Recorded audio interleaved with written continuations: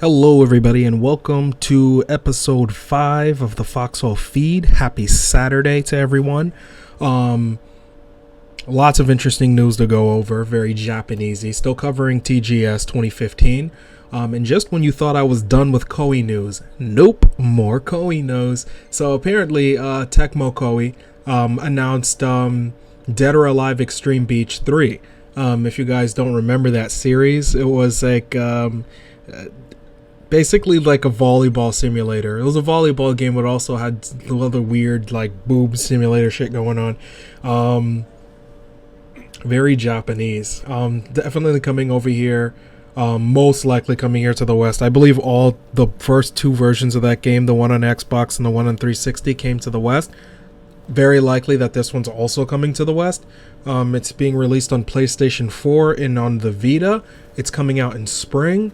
Also, it's going to be coming with VR, so it's going to be supporting PlayStation's virtual reality, and you could only imagine what they're going to be using all that for. Very awesome. Some other news coming out of Tokyo Game Show. Square announces Final Fantasy Type 0 online for the PC and for the mobile.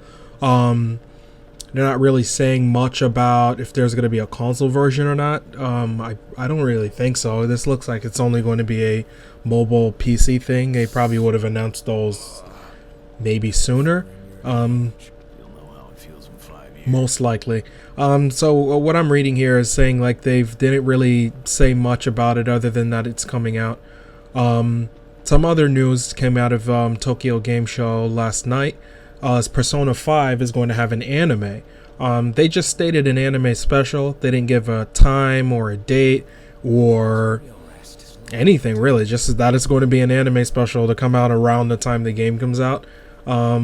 It's for Persona 4 got a series where 3 only got a movie. So Persona 4 got an entire 26 episode anime where Persona 3 got a movie. I don't really know where 5 is going to fill in this. It sounds like it's leaning towards the movie because they state special, and that's making me think that maybe they mean it's something smaller, not to be taken like a whole series. I mean, that sucks, but you know, it's what it is.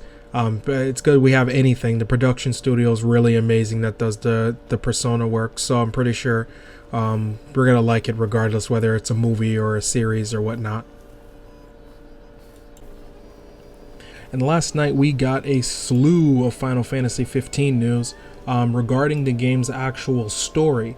Now, the guy you see in this screen right here, Regis, which is Noctis's father, he's basically the king of the Nephilim Empire, which Noctis is pretty much the prince of. He's not dead. Apparently he's living. I was wrong in the last newscast where I stated that he could have been, passed away. Who knows? Now, Luna's character, she's apparently an oracle. She has the ability to talk to gods, and she's the youngest oracle ever. So classic Final Fantasy. And here's a nice piece of concept art of her, and everybody seems to really like her. Actually, I don't know all that, but that seems to be what they're trying to depict in this picture over here. She lives in this city called Tenbray. Now, that city that's under Nephilim control. And which kind of answers the last trailer we saw with the guards having their guns to her. Here's a nice piece of concept art showing Noctis and Luna when they're kids, and it apparently says they made a promise as children, but they're not saying yet how this connects to the story. Aww, that's so chibi and so anime and so that's so Japanese. That's so Japanese of them. Noctis's mother was mentioned in these series of tweets, and apparently she's already passed. So she's passed long ago, and Noctis only has his father. And they reveal some lady that's in black and in the screenshot over here. I'm not really sure how she connects, but that seems to be on purpose. They're not really displaying who she is or how she has anything to do with this. We're just guessing that she's just like main secret bad guy that's like turns out it's not really a bad guy but disguised as the real good guy. Yeah. Now, along with the story details released from Square's Twitter last night, they also released a trailer showing the information that was shown earlier before regarding fishing and chocobo racing. You could drift using the chocobos. You rent them. There's a lot of footage showing them running around and jumping over like alligator things. There's a scene where they're being chased by a pack of some weird creature that we haven't really seen before. I don't recall ever seeing this like creature. If I did, it might have been some old 2009, 2008 footage of when it was still Versus. But there's like a pack of them, and they show lots of different creatures and different elements of the game. So during this trailer, this is a lot of the same impressions that I stated before on one of the previous news episodes regarding what I saw from the pictures that were being released. And it's more or less sort of the same thing, but in video form, of him fishing and then catching the fish. And after he catches the fish, it shows their campsite, and they're now, cooking and eating the fish.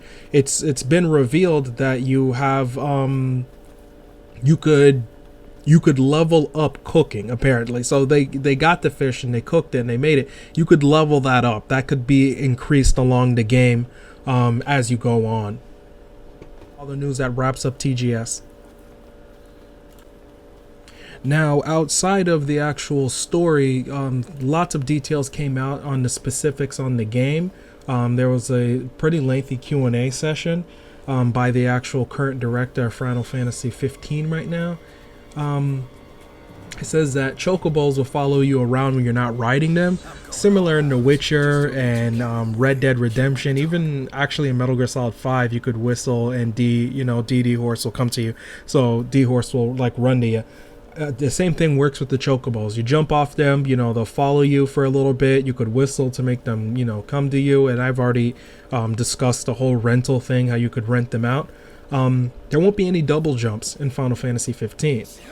I mean, there'll be aerial combos, but they're saying there is no double jump, similar to Kingdom Hearts where you could get that upgraded. That's not going to be in Final Fantasy XV.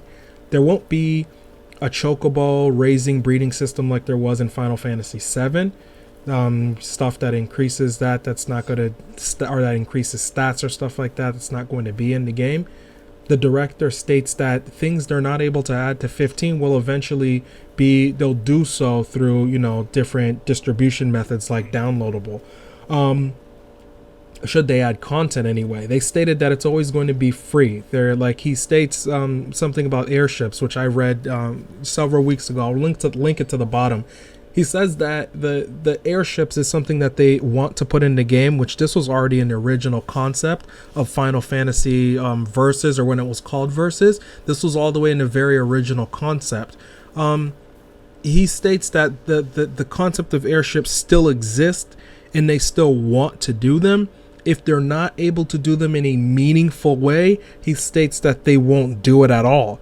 And if they are able to get it working, it'll merely be as DLC, as free downloadable content. And I'm okay with that because they have a reputation to uphold, and they feel they are not able to convey it in a really great, meaningful way that'll have you remember it.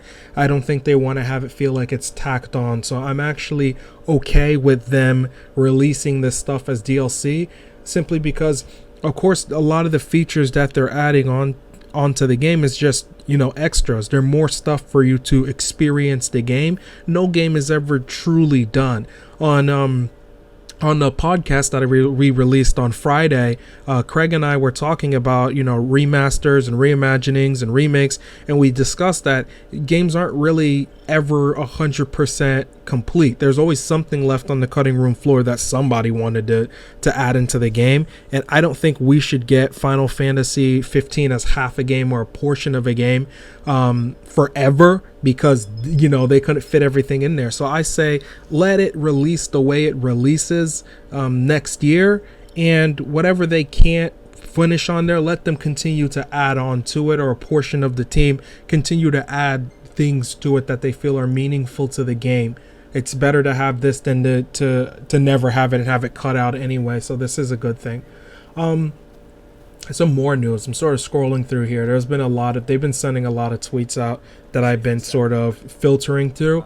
There's another site that has a whole list of them. I'll link it to the bottom so you won't really have the same like hard time I'm having right now looking at their Twitter and looking at other people's Twitter regarding this game. They says that I already told you guys about the fishing.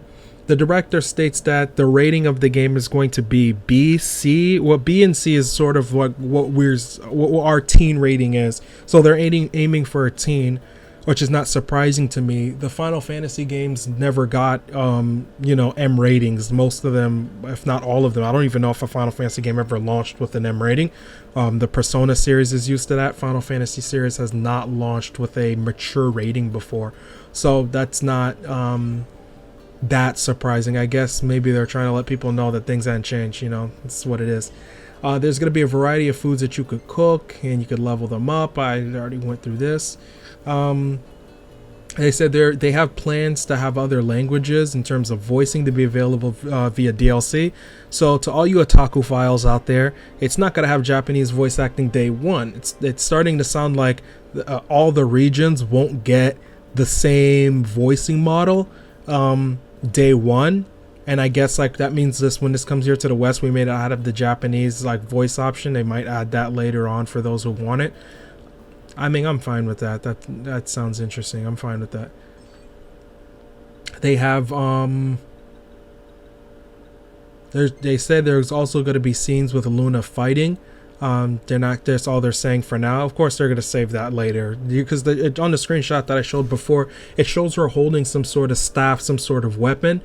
And of course, we know that she has to be a playable character in terms of fighting, because they showed snippets of what the other last character was in Versus, and she had an ability. And I have always assumed that Luna is, Stella's character, just named and given different roles. So of course she's going to still be a playable character, and I feel she's equal to Noctis's character in a female form.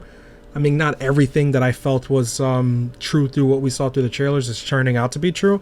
Like her being part of just a different family and both of them waging war. It seems like Noctis's family very much is like running things, and it's like hers isn't, clearly. So not everything's completely true that I thought would probably be. I mean, I stereotyping it like for sure, and not a lot of that seems to be true. Now, players won't be able to equip sub-weapons, but other party members will be able to, such as having specific shields. They could rotate through various weapons. It's saying that you could have like guns in the game that Noctis could shoot, but they won't chain through combos as well. So you won't be able to chain them through combos, but you can shoot, and you are required to reload. The black chocobo isn't just a regular chocobo. States, please be excited. Yeah, we excited about black chocobos, so I'm happy that black chocobos are in the game. So black chocobos confirmed. You won't be able to go inside all buildings in the game. There's plenty that you could enter, but he's stating that you won't be able to go through all of them. I mean, this is clear even with the demo that you guys saw me playing earlier. You can't go through every single last, structure in there. I understand why. That's not really why they built it for. He states that he's going to add stuff like background stories when characters were in high school and other episodes. He liked fans to be able to see characters from when they were younger. So I mean, we haven't seen a lot of story elements in the demo, and that sounds like it's on purpose. Like there's lots of other stuff that they're probably going to tell us. So there's lots of other news in terms of the story that's being left behind, so we could find out later. He says that there will be more music changes in the game. You'll get a different song while dashing with a chocobo. I mean, we heard that. That's the classic chocobo theme. After a while consideration, Square has dropped the idea of having moogles in Final Fantasy XV. So moogles are not going to be inside of this game. It says that if there was enough demand, they'll find a way to put it in the game. I mean, if he feels it doesn't fit the concept, that's fine. Not every single Final Fantasy game has had every single Final Fantasy, I guess, staple. Some Final Fantasy games don't carry every single last staple if it doesn't fit, and that's completely fine. And who knows, we possibly could get it in an update if they're continuing to add to the game like DLC. We could probably get it anyway. there won't be any limit breaks in this game like in Final Fantasy VII and 10 and 12 and a lot of them. No limit breaks in terms of special power ability thingy. Says, but there will be something similar. So something will be sort of like that, a big mega move, that move you got to keep as the trump card. Says, when fields are connected, there won't be any required loading times while traveling. It states that there are several regions in the game in terms of a snow area and different cities, and it says that there's no loading times between these regions, but of course certain cutscenes in certain areas you go to that you can't get out of, I guess, that you are put there for story or plot reasons, there will be loading in between that. But overall, he says that it's completely seamless, which I think is really awesome. That's the most interesting thing that I was reading from here, which got me very excited to hear that. I mean, they haven't really confirmed that, but I think everyone's guessing that, you know, it is a 100% seamless world, with the exception of those scenes where they take you out of where that world is. So there's several regions that they're saying exist in the game, and of course they're not saying yet, at the exception of the city that I'm showing you here, right here. This is a city that we know of, though. It was in one of the trailers. We know of its existence. There's other regions that we don't know of.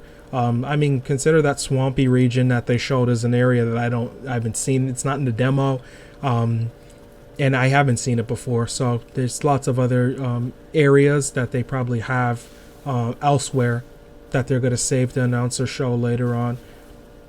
So they're saying more details on Final Fantasy XV, such as character profiles, monster profiles, will be revealed before March. They're expected to announce the release date of the game. So March will be, or before March seems to be when they're getting ready to announce whatever the release date is. I mean, anybody's guess is probably going to be fall. I think the fact that they put coming soon 2016 at the ending of that last trailer is very much telling you that, you know, this is when they plan to release the actual game. Or excuse me, this is when they plan to announce, you know, in March the release date. I think the release date's safe bet to say it's fall. I don't see it coming summer. I see them saving it for deep November, and they're gonna put all their bucks on that fall release. I don't know if I see them doing a summer one. That's just not likely from them. But that's all the news today. Lots of Final Fantasy XV news. Definitely going to keep you guys posted on it. Click the subscribe, click the like, comment, share, what have you. And I'm definitely going to be back Sunday for more news, of all the news that wraps up TGS. Let's clean him up quick. Gotcha! No one hit him.